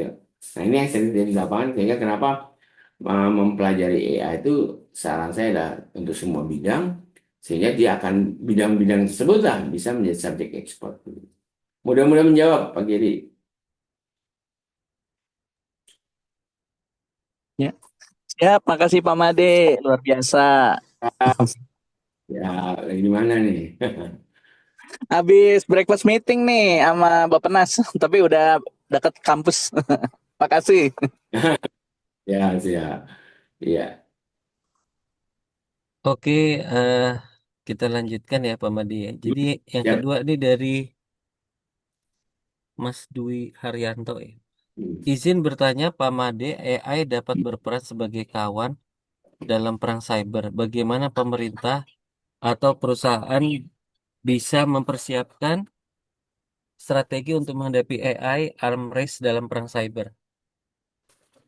Kalau saya jawabannya sama. Sebenarnya kita sering lupa bahwasanya itu semua diawali dengan mempersiapkan orangnya, sumber daya manusia. Tadi kan saya sudah gambarkan, oh solusi AI itu dari kita menyiapkan pengelolaan data yang baik, kita punya pengelolaan sistem yang baik, kita mengetahui super komputer seperti apa, kita dan lain-lainnya. Nah, kalau kita ingin memenangkan AI Everest, ya kita modal kita, orang kita harus banyak. Itu yang menarik kenapa Cina bisa ngebut ya, karena dia orangnya banyak yang ngerti. Nah, kita di Indonesia itu kadang yang banyak adalah orang yang pakai, bukan yang ngerti teknologinya. Jadi kenapa kita harus mengubah pola pikirnya sebagai orang kampus, ya kita harus mengajari bagaimana eh, mahasiswa maupun dosen itu semakin banyak sebagai komponen orang yang ngerti. Jangan sampai kita pun juga nggak ngerti bahwasanya membuka, tidak melindungi data pribadi itu aman-aman saja. Ya, kemudian dia bisa ngambil semua data, dia melakukan profiling, dia menghasilkan hasil yang negatif. Nah, ini kan kita, karena kita tidak paham, kita tidak melindunginya. Jadi kuncinya yang kedua adalah kita harus memperbanyak dengan cara bagaimana orang yang ngerti. Orang yang ngerti sehingga aspeknya tidak menjadi apa negatif ya. Mungkin begitu kira-kira. Jadi kembali ke orang lah. Itu pentingnya universitas. Iya, siap. Oke, makasih Pak. Lanjut ya Pak Made ya. Pak Ya, dari Pak silakan. Imam Sutanto. Nah, ini Hmm, beliau ini dosen dan bidang ya. cyber security juga ini. Izin Hmm. bertanya Prof. Made terdiri dari beberapa pertanyaan. Wah, banyak ini Pak Made. Satu, bagaimana penerapan AI sebagai model pertahanan cyber dalam SPBE? Mungkin itu dulu, Pak. Jadi tadi seperti saya ungkapkan, AI bisa digunakan pada beberapa fungsi. Pada perencanaan juga bisa, dia membantu kita perencanaan dan pada operasional. Jadi misalnya operasional itu, oh kita gunakan AI untuk mengolah log yang masuk untuk SOC sehingga kita melakukan hal tertentu. Pada perencanaan misalnya kita dalam mendesain sistem supaya lebih aman. Ya, karena kan mendesain sistem, contohlah kita yang manusia, kita hafal kriteria yang ada di standar aja enggak kan? Maksudnya harus lihat buku capek kan? Nah justru pekerjaan ini bisa dibantu oleh AI sehingga ketika kita membuat desain, kriteria-kriteria itu bisa dihasilkan oleh si large language model yang kita bangun sendiri. SNI, apa standar-standar tertentu. Jadi oh kalau saya membuat database yang seperti ini, kriterianya harus apa sih? Misalnya kalau kita tahu skripti kan kita harus bangun kontrol ya. Nah kan kita kalau manusia biasanya acuannya kan lihat dokumen. Nah, itu kan bisa dibantu dengan ada kita membangun AI yang membantu proses perencanaan kita ya, perencanaan dan perancangan. Karena sistem yang aman itu tidak dimulai dari operasional, tapi dimulai dari perencanaan. Nah, sehingga kita tahu tadi di Indonesia itu banyak. Oh, saya membuat sistem yang penting berfungsi, baru itu plug-in supaya aman. Padahal harusnya dia dari awal karena ingin membuat sistem aman, sudah direncanakan seperti ini. Oh, nanti developnya pakai secure development life cycle ya. Nah, secure development life cycle apa? Caranya begini-begini. Nah, AI bisa membantu kita merancang hal itu. Jadi mungkin di saat itu mungkin saya bisa katakan ya kita bisa gunakan AI untuk merencanakan, termasuk juga memonitoring ketika beroperasi. Dan juga bisa kita gunakan untuk penetration test ya. Sekarang banyak orang melakukan penetration test dengan dibantu AI. Ataupun kita bisa melakukan evaluasi dengan dibantu AI.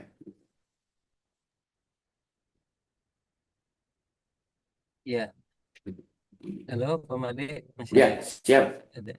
siap. Ya, oke. Eh, kalau kalau tahun depan itu kan pemerintah digital ya Pak Made ya? Ya, teknologi namanya ya. Ya namanya. Jadi eh, mungkin kalau tahun depan itu kira-kira kita ganti nama nih Pak Imam, jadi dari SPB menjadi PMD. Jadi mungkin maksud Pak Made karena tadi ya banyak kebocoran data, jadi mungkin dari pemerintah lebih apa namanya menggalakkan lagi dalam pembuatan satu aplikasi atau apapun gitu ya dari user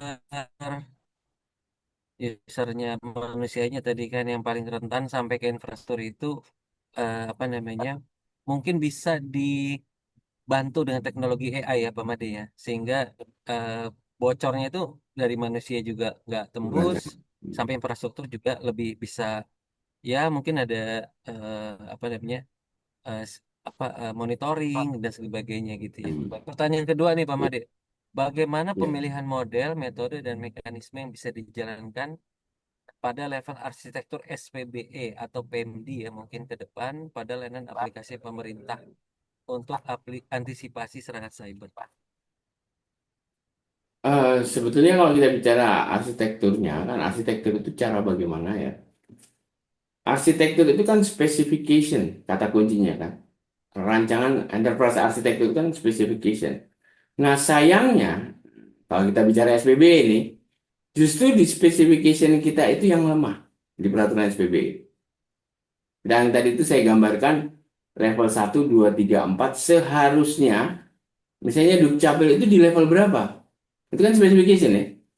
Nah, ini kita nggak pernah punya nih. Ini Pak Geri bisa lihat ya. Kita bilang aman. Aman itu CIA. Dukcapil itu tidak boleh CIA, lebih dari CIA sebetulnya. Tapi even peraturan SPB itu tidak mendefinisikan dengan jelas di dalam arsitektur security. Keamanannya seperti apa? Itu kan specification. Jadi kalau kita bicara enterprise arsitektur, SPB itu kan enterprise arsitektur, kan semuanya adalah menspesifikasikan apa yang kita rencanakan untuk sistem. Sehingga ketika kita membuat, kita mengacu pada hal tersebut. Nah, kalau misalnya ambil negara lain lah ya, oh kalau saya sistemnya nggak boleh salah, maka kita harus spesifikasikan sistem kita di level kritis. Kritis itu dia minimal dependable. Minimal ya. Akibatnya karena dia dependable, maka anggarannya menjadi ini. Itu kan spesifikasi. Jadi kita itu kan sering, oh aman, aman sistemnya, duitnya nggak aman. Kan itu ya berunut. Ketika kita naik ke resilience, ya namanya resilience kita punya dua sistem paralel jalan bareng. Ya duitnya dua kali bos. Atau misalnya tadi SNE-nya di level EAL 4, ya ngujinya tiga tim ya duitnya tiga kali. Nah, jadi sebetulnya di SPBB itu kita belum terlalu detail bagaimana istilah definisi saya adalah definisi operasionalnya tidak detail. Kalau saya membilang sistem kita harus aman, ya kan kita sering, oh peraturan perundang sistem harus aman. Aman itu apa sih? Aman itu dari rencana loh. Rencana buat skill lagi. Oh, saya mengharapkan sistem aplikasi pemerintahan harus aman. Aman di level EAL 2 misalnya. Itu tim developer ada dua biji, dua kelompok. Yang satu yang membuat, satu hanya menguji. Kalau dua kelompok, duitnya dua kali dong. Kan implikasinya gitu. Nah, jadi itu yang disebut adalah definisi operasional. Jadi sebenarnya kalau kita mau bicara cyber security, ya implikasinya tidak hanya kepada masalah teknologi yang digunakan. Paling gampang itu tadi saya mau capainya misalnya, oke lah sistem pemerintah harus forensic ready. Forensic ready itu kita harus punya suatu struktur storage namanya immutable storage yang tidak pernah bisa diubah. itu biaya tambahan dong. Pasti saya selalu bilang, ya kalau tadi saya punya 4 level sistem, itu semua UUD, ujung-ujungnya duit, makin ke kanan duitnya makin banyak. Siap nggak?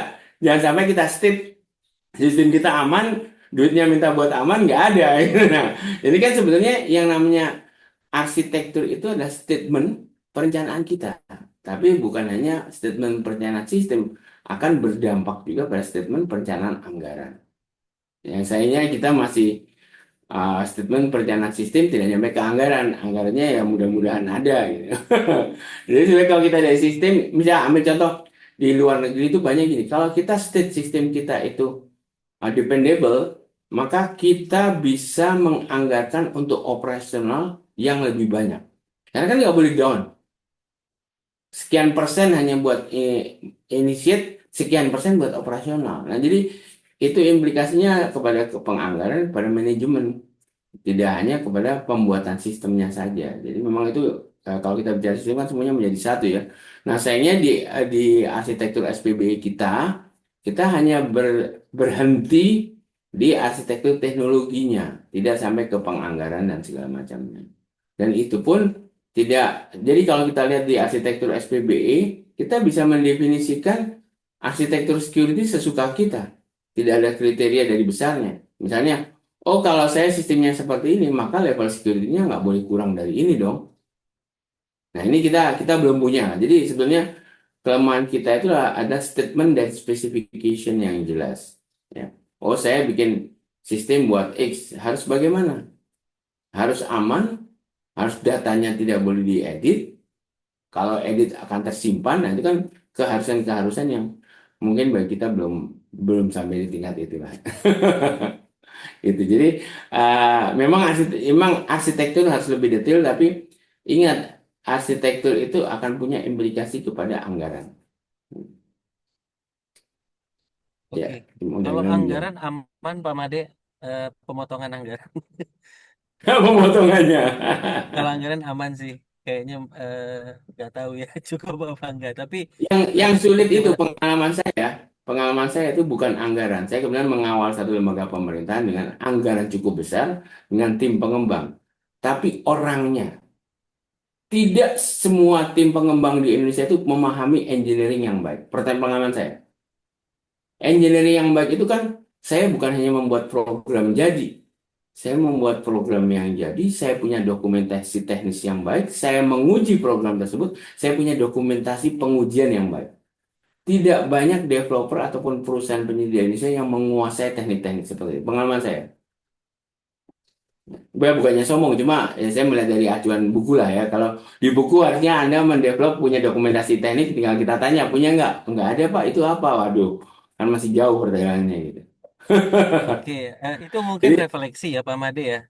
Itu mungkin refleksi artinya kita sebagai sebagai ini para dosen dan juga nanti mahasiswa yang lulus tentu kedepannya harus lebih memahami teknik-teknik tadi engineering ya, rekayasa yang ya, eh, metodologi betul-betul diterapkan. Jadi nggak cuma hanya berbasis proyek gitu, yang satu ya. tahun selesai, habis itu bikin proyek baru lagi Pak Made gitu ya. Yang kemarinnya nggak tahu kemana. Mungkin mungkin ini salah kita juga sebagai dosen. Kita kadang-kadang jujur saja ya, kita kadang-kadang salah. Kita kira mahasiswa kita itu mereka akan jadi ilmuwan semua. Mereka akan S2 dan S3 semua. Itu salah kita dosen. Kita jujur saja. Padahal kita lihat dari statistik, mahasiswa itu rata-rata ke industri 80%. Ya kan? Yang S2 S3 itu di bawah 20% tuh. Tapi tugas-tugas akhir kita, tugas kita itu tidak merefleksikan dengan kebutuhan industri. Sebagai contoh, mendokumentasikan, memahami standar. Itu kan industri ya. Dan kita kadang-kadang maaf aja, kita minta mahasiswa skripsi, acuannya jurnal terbaru. Padahal mereka ketika keluar, mereka diharapkan memahami standar industri. Kan jauh ya dari kebutuhan ini. Ini ya otokritik lah kita sebagai dosen ya. Bahwasanya mungkin sekarang kita harus lebih memberikan pengetahuan kepada mahasiswa standar-standar industri yang digunakan, termasuk standar dokumentasi. Kita kan sering sekali mahasiswa itu dokumentasi yang dipelajari itu adalah dokumentasi sebagai ilmuwan ya, bukan dokumentasi sebagai orang yang kerja di industri. Nah mungkin saatnya kita harus misalnya ya menyeimbangkan lah Jangan semuanya jadi ilmuwan lah, cuma 20% kok yang jadi ilmuwan, yang 80% lah kita abaikan gitu. Ya, ini kalau saya sendiri, makanya saya selalu mencoba mengintroduce standar-standar industri kepada materi-materi yang saya ajarkan supaya para mahasiswa itu paling paling nggak denger dulu lah, menguasai nanti dulu, yang paling nggak denger tahu oh ada SNI ini, ada ini, tahu yang penting denger dulu lah. Berikutnya mungkin baru menguasai gitu. Iya, Iya, betul-betul. Jadi memang di kita juga kalau di Mkom itu baru ada kurikulum baru Pak Made ya 2025. iya, Kemudian yang di S1 mungkin tahun depan ya akan ada kurikulum baru. Jadi kita juga lebih fokus mendalami lagi OBE-nya. Jadi profil lulusan itu memang jangan sampai di tugas kuliah itu seperti kata Pak Made istilahnya systematic literature review semua gitu ya. Tugas akhir jurnal semua, tapi memang diskusi sama Pak Geri juga nih kita struktural untuk mahasiswa didorong ke apa namanya prototyping. Jadi kan istilahnya kalau dikti hilirisasi gitu Pak Made ya. Nah, ini gimana kita aplikasi itu tidak hanya jadi istilahnya tanda kutip bangke gitu ya. Dibikin untuk laundry tapi iya. nggak dipakai, nggak jadi operasional. Nah, ini mau coba kita maintain gitu. Oke, diantaranya makasih banget nih Pak Made udah menegaskan lagi. Jadi nggak semuanya Penga- jadi Pengalaman saya saintis gitu ya. bimbing, ya, bimbing saya bachelor di Jerman ya, pengalaman saya itu banyak tema-tema skripsi yang jarang sekali di kita. Padahal itu dibutuhkan di sini. Contoh, membandingkan produk sejenis.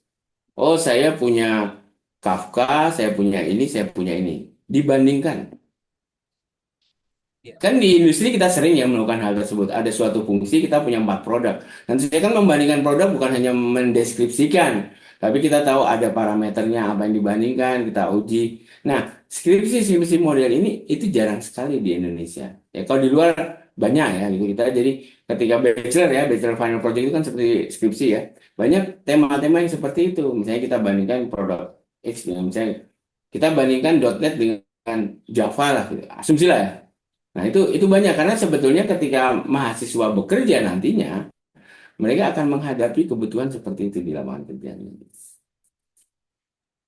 siap, siap. Oke, Eh, mantap ya. eh ya, eh, lanjut ya Pak Made ya. Ini ada Siap, beberapa siap. pertanyaan lagi ini. Mungkin sampai sampai khotbah ini Pak Made. Enggak, enggak. Siap. Ya, hanya beberapa. Oke, ini dari Mas Rizky Mufli, ini mahasiswa Hmm, S2 hmm, ya. ya. Pak, Pak ini nanya, Pak, saya mau bertanya bagaimana AI mengubah paradigma pertahanan cyber dari pendekatan reaktif menjadi proaktif. Ya, mirip sama yang dibahas Pak Mari tadi sebenarnya. Dan apa konsekuensi strateginya terhadap desain arsitektur keamanan modern?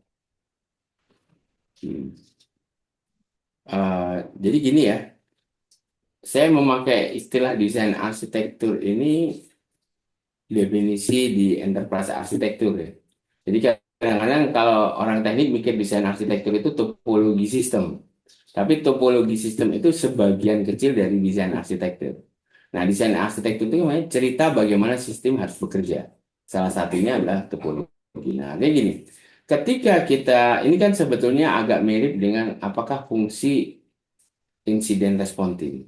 Salah satu fungsi insiden respon team adalah secara rutin melakukan assessment internal kepada sistem supaya dia secara proaktif bisa memperkuat sistem. Nah, pekerjaan ini bisa dibantu AI supaya tidak namanya juga manual ya, apa tidak repetitif itu kan kalau hal yang repetitif itu bisa dipercepat apa diotomasi dengan AI. Justru kalau kita baca aturan insiden respon kan salah satu fungsi tim insiden respon itu secara proaktif yaitu dia melihat dia melakukan assessment internal melakukan uh, threat assessment kemudian kita menyarankan mana yang akan kita tutup. Nah, hal-hal repetitif ini bisa dibantu oleh AI. Dan tentu saja kita harus AI-nya harus diperkuat dengan data-data yang terkait ya gitu. Nah, jadi sebetulnya kuncinya AI itu akan sangat baik apabila banyak hal repetitif. Repetitif dan hal terkait membaca data yang banyak karena dia fungsi data fusion. Oh, saya baca dari aturan OWASP, saya baca dari aturan ini, saya baca dari ini, saya punya daftar bug, saya punya daftar apa namanya CVI itu, kemudian kita tes sistem kita internal. Oh, kita tahu nih, ternyata Anda masih pakai versi yang lama, padahal versi yang lama ini ada bobolnya di sini. Nah, kan kita bisa secara proaktif ya memberitahu, karena biasanya di Indonesia kan setelah bolong baru diganti gitu. Padahal harusnya kalau kita punya tools yang cara melihat, paling gampang lah kita melihat versi daripada setiap sistem yang kita pakai. Kemudian dia akan mencari tahu dari sistem apakah sudah ada exploit atau sudah ada namanya patchingnya, dan kita belum menginstal. Ya kan kita yang konyol namanya gitu. Udah ada patch, udah ada bug, ada exploit, kita cuek aja gitu. Udah ada. Nah, jadi dia bisa membantu kita melihat kondisi kita. Paling gampang kita lihat kondisi versi, kita lihat lagi cek apakah sudah ada exploitnya, apakah sudah ada bugnya, itu kita patching lah. Jadi kita kasih rekomendasi patching gitu. Nah, itu yang bisa dia menjadi strategis apa, dia sangat apa efektif dalam bekerja, tidak usah manual. Oke, saya pikir juga tadi sudah banyak di slide Pak Made ya. Mungkin boleh di-share ya Pak Made slide-nya di Ya, nanti saya share. ini. Nah, Ya. Jadi apa tadi kan dari reaktif ya. Reaktif itu ya identik dengan forensik yang dibilang Pak Made tadi kan. Jadi udah kejadian terus baru didiagnosis nih gimana gitu ya kejadiannya. Tapi kalau dengan yang dijelaskan Pak Made dengan automation, dengan prediksi gitu ya ke depannya dengan pola-pola yang terjadi maka bisa lebih proaktif. Jadi sebelum kejadian udah langsung diprediksi Pak Made gitu ya. Oh ini bakal jadi gini, terjadi ini gitu. Langsung di Indonesia itu diisolasi. yang sering salah, forensik dipikirkan ketika setelah ada kejadian. Padahal forensik harus dipikirkan ketika kita membangun sistem, makanya namanya forensic readiness. Kenapa? Ketika ada kejadian, jejak itu kan ada jadinya. Nah, di Indonesia itu sering sekali membangun sistem, ya kita membangun sistem fungsional. Boro-boro forensiknya, security-nya baru belakangan dipikirin. Nah, sehingga ketika ada kejadian, ya jejaknya sudah terhapus. Ataupun memang tidak di sistem, namanya instrumen sistem ya. Sehingga kita bisa tahu dari apa yang terjadi itu audit realnya kira-kira seperti apa. Nah, ini kelemahan kita membangun sistem tidak memperhatikan forensic readiness. Dia sudah siap belum untuk dilakukan. Karena yang tadi itu cerita AI tidak akan bisa terjadi kalau memang sistemnya tidak dibangun dengan kemampuan menyimpan apa yang terjadi ketika sistem berjalan. Iya. Jadi nambah nih Pak Made eh, profil lulusan kita gitu. Tidak hanya bisa bikin Iya, software, tapi juga iya, apa supporting requirement-nya juga harus kuat gitu ya. buat. Oke, mungkin terakhir nih Pak Made jadi Pak Rilo nih Siap. mahasiswa S2 juga.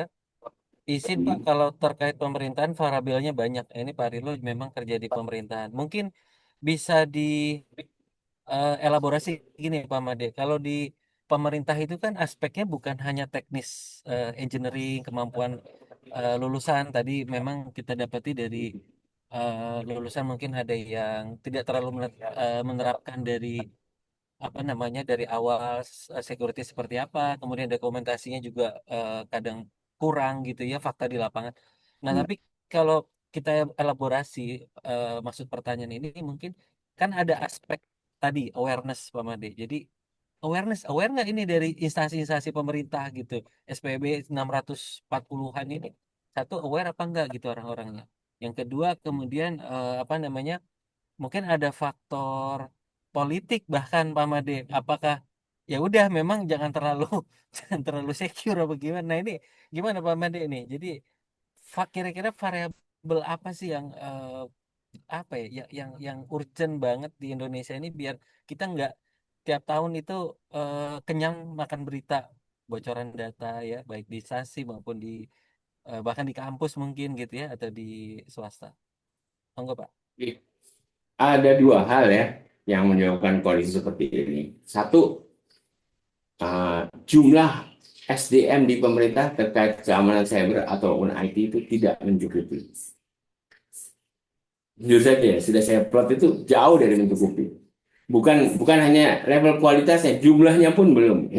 Jadi pertama itu. Kedua, salah juga orang kampus. Orang kampus kita sekarang semua bilang OBE, tapi tidak pernah melihat apa kebutuhan orang IT di pemerintahan. Saya tanya pada tim OBE Aptikom, waktu menyusun standar OBE, melihat tidak jabatan fungsional peranata komputer ataupun jabatan fungsional Pranata Informasi Diplomatik ataupun ada 8 gitu. Nah ini kita sendiri jadi lupa. Jadi istilahnya kalau kayak orang itu jomblo tapi nggak mau kenalan ya. Kampusnya jomblo, pemerintah juga jadi jomblo. Nah harusnya kan cocok ya. Nah hal yang lain adalah fungsi tadi kalau kita melihat OBE di pemerintah.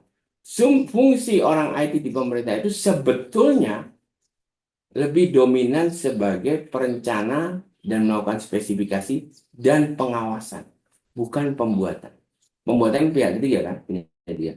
Dan itu yang jarang diajari di kampus, jujur saja. Kan rata-rata kita ngajari bikin program kan, dianggap membuat program mengoperasikan.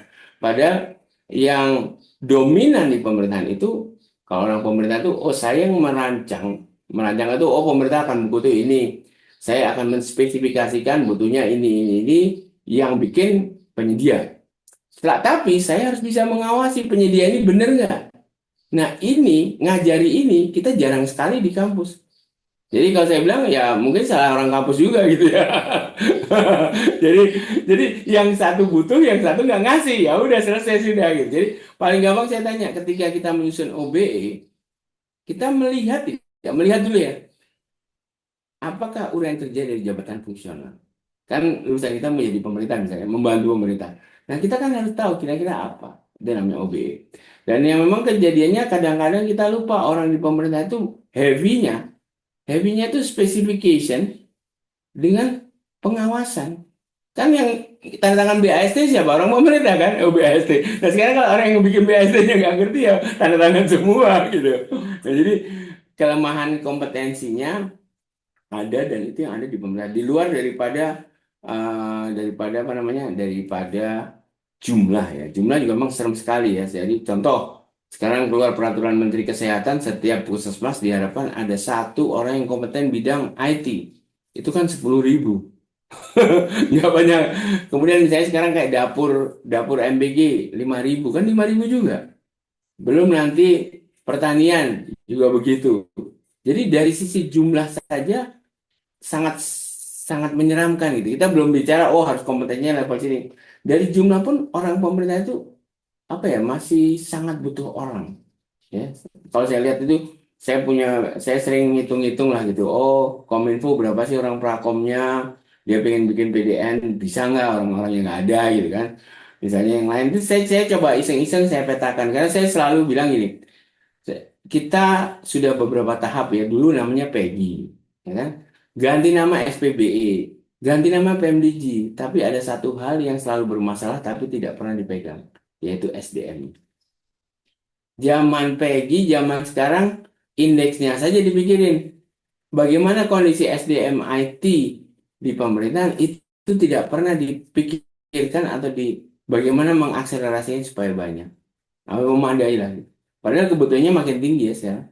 Jadi contohnya ketika Kemlu, oh dia butuh jabatan fungsional khusus untuk mereka bikinlah jabatan fungsional sehingga jumlahnya bisa memadai untuk semua perwakilan. Karena kalau tidak nggak ada orang juga kan. Jadi memang kita sudah berganti rezim ya dari PEGI ke SPBE ke PMDG. Saya bilang rezim berganti tapi satu hal nggak pernah kita kutak-atik yaitu orangnya. Jadi awalnya masalahnya selalu ke sana gitu. Terima kasih, terima kasih. Jadi kalau gitu masalahnya sama aja ya Pak Made ya, mirip-mirip ya. Betul. Jadi oke, jadi masalah utamanya di antaranya tadi ya. Oke, Indeksnya. ini ada Jadi saya pertanyaan pernah lagi. Iya. SPB begitu. Ada satu daerah nih, kok jelek banget. Saya tanya, Pak, di situ ada Prakom, Pak. Ada cuma satu, Pak. Cuma udah di tempat yang lain. Terus di sekitarnya ada kampus komputer yang ngerti nggak? Nggak ada, Pak. Oh, wajar deh. Dia mau nanya ke siapa nggak bisa. Waktu itu belum ada ChatGPT, Pak Made. Iya. Oke, mungkin satu lagi Pak Made nih terakhir, I promise ya, karena Pak Made mungkin mau Jumatan juga nih teman-teman. Izin Pak Made untuk di Indonesia berganti rezim, berganti model. E-government ke SPBE, tahun depan mau ganti pemerintah digital. Sebenarnya apa yang mendasari pergantian tersebut Pak Made? Apakah kita tidak punya GBHN di bidang ini? Monggo Pak. eh, saya nggak tahu dengan pemerintah digital. Sebetulnya kan kalau saya sendiri memposisikan IT itu kan alat bantu untuk pemerintahan ya. Bagaimana pemerintah menjadi lebih baik melayani masyarakat. Artinya sebenarnya GBH-nya yaitu ya rencana pembangunan itu sendiri. Hanya bagaimana supaya baik barulah dia pakai IT, pakai apa. Jadi justru yang perlu dipertanyakan adalah apa GBHN terhadap pemerintahnya, bukan pemerintah digitalnya gitu. Pemerintah digital harus align dengan pemerintahnya karena adalah alat bantu. Jadi kalau dulu saya ada tim revisi undang-undang layanan publik, layanan publik, maka tadinya kita kan tidak ada undang-undang yang memandatkan menggunakan IT, ada nggak? Nggak ada kan? Nggak ada kan? Kita pakai IT, pakai aja. Cuma memang ada undang-undang ITE supaya IT-nya aman kan gitu. Tapi kenapa pakai IT? Sebetulnya itu tersirat secara tidak jelas di Undang-Undang Layanan Publik. Supaya layanan publiknya makin baik, maka bisa digunakan IT kan gitu ya logikanya. Jadi kita jangan fokus di IT-nya sebetulnya, justru fokus di layanan publiknya supaya lebih baik. Dengan cara mau pakai AI kayak mau pakai apa, itu adalah membuat layanan publik yang lebih baik. Karena kuncinya kan pemerintahnya yang harus lebih baik ya, bukan dia memakai digital atau tidak. Kata kuncinya justru pemerintahnya harus yang lebih baik. Nah, untuk menjadi lebih baik, dia memakai sistem elektronik.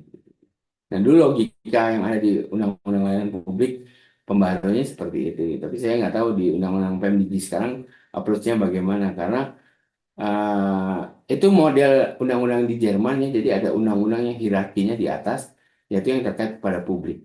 Oh, bahwa pemerintah kepada publik harus selalu lebih baik. Nah, untuk itulah baru dipakai digitalisasi gitu. Seperti di Undang-Undang Kesehatan kan gitu. Undang-Undang Kesehatan terus baru ada chapternya terhadap sistem informasi kesehatan dirumuskan jadi peraturan menteri. Kurang lebih Oh, seperti itu lah. oke, terima kasih. Ini bukan pertanyaan Pak Made, jadi ada yang protes nih. Maaf Pak Made, izin bertanya apakah materinya akan di-share karena materi ini sangat menarik sekali. Hehe Ya, katanya. nanti saya share ke Oke. panitia ya. Nah, Iya, oke. bisa. Oke, boleh nanti ditunggu ya Pak Made ya. Baik Oke. teman-teman sekalian, karena mau sudah jam 11 ya, kurang 3 menit sih. Eh, Mungkin kita cukupkan ya diskusi kita yang Ya. sangat fresh ya istilahnya kalau di YouTube tuh daging semua gitu Pak Made ya. Tahu Iya. daging apa gitu ya, daging ayam atau daging. Oke, baik mungkin eh, dari kami ya. Jadi terima kasih atas kehadiran teman-teman ya, para dosen dan juga rekan-rekan mahasiswa ya. Mudah-mudahan apa yang disampaikan bermanfaat. Jangan lupa pesan Pak Made tadi banyak banget ya. Kayaknya kalau dicatat 1 lembar lebih itu dari engineering sampai nanti user ya kan. Terus wah banyak lah. Nanti ditonton aja tayangannya ya di channel channel Fasilkom. Oke, Pak Geri mungkin ada yang mau Ya, disampaikan? Pak Habib, terima kasih Pak Made, luar biasa materinya. Jadi saya dapat insight tuh tadi terkait kurasi itu kayaknya menjadi apa ya, catatan kita sama-sama ya. Bukan hanya Esa Unggul aja ya juga Gunadarma ataupun Aptikom lah membantu negara untuk mencoba mengkurasi ataupun melakukan penelitian terkait nilai-nilai kebangsaan gitu karena tadi betul kata Pak Made yang paham nilai kebangsaan nggak ngerti AI atau dataset tapi yang ngerti dataset nggak ngerti kebangsaan. Mudah-mudahan kampus bisa kolaborasi sama-sama jadi kita bisa ada kontribusi gitu ya. Jadi dari pertemuan ini sangat luar biasa Pak Habib, Pak Made. Di sini bukan masalah kawan dan musuh tetapi kita menyiapkan bangsa. Terima kasih Pak Made, luar biasa. Pak Habib, terima kasih. Sama-sama. Terima kasih Pak Geri. eh, Nanti kita perkuat lagi tuh Pak Geri antara lulusan menjadi saintis atau menjadi siap industri atau dua-duanya gitu ya mungkin ya.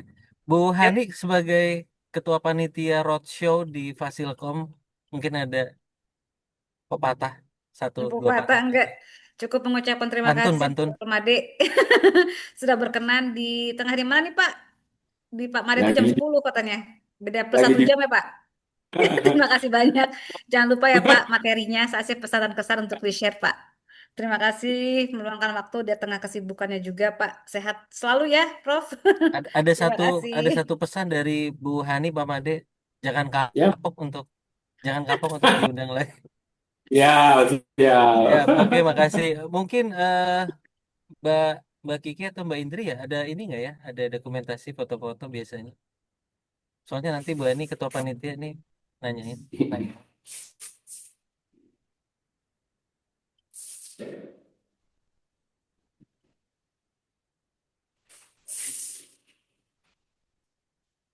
Ya, rekan-rekan bisa ditampilkan ininya, videonya Oh, siap. untuk di capture evidennya. Utamanya kelas magister nih. Iya, Yang kelas S1 berarti dapat materi kelas magister, jadi luar biasa. ya kita udah banyak AI nih Pak Giri yang cyber security nih kita eh, Nah, kan? ini tambahin. Nanti penelitiannya lebih itu kontribusi tadi ya.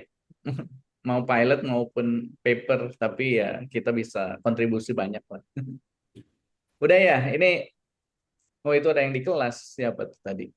Bu Hani yang di kelas. Oh Bu Ani di kelas. Wah luar biasa. Ini sekelas tuh pada nonton Pak Made itu. Pak Agung lagi di Taiwan Pak Made, jadi ikut juga Oh, Taiwan. waduh. Pak Agung Iya. kelasnya di Taiwan kayaknya. Oke semua, 1, 2, 3. Slide 2. 1, 2, 3. Terima kasih Pak Made atas materinya, rekan-rekan semua. Assalamualaikum warahmatullahi wabarakatuh. Sukses ya. Pak Makasih Made, Pak Gary. Terima kasih. bosan-bosan. Waalaikumsalam Pak. Have a nice day. 2026 Dan juga masih ada untuk Pak lagi. Made. Mari, mari, mohon izin ya. Siap, siap. Hati-hati. Yuk, good luck. Pak Habib, makasih. Bu Hani, thank you. Terima kasih. Ya. Pak Iya, Agung, hati-hati. iya. Habib. Silip ya. Iya, oke, makasih Pak Agung.